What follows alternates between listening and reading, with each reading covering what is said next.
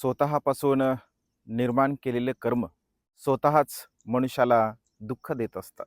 स्वतःच मनुष्य त्या कर्माची फळं भोगत असतो. त्याने स्वतः अकुशल कर्म, वाईट कर्म, पाप कर्म केलेले असतात. अगदी तशाच प्रकारे एखादा मजबूत कठीण असा रत्न जरी असेल, त्या रत्नाला लागलेला वज्र, लागलेली कीड त्या ठिकाणी पूर्णपणे नष्ट करू शकते. कितीही ते टणक असेल, कितीही ते मजबूत असेल, परंतु त्याला जर वज्र लागला, त्याला जर गंज लागला, तर ते पूर्णपणे नष्ट होऊ शकते.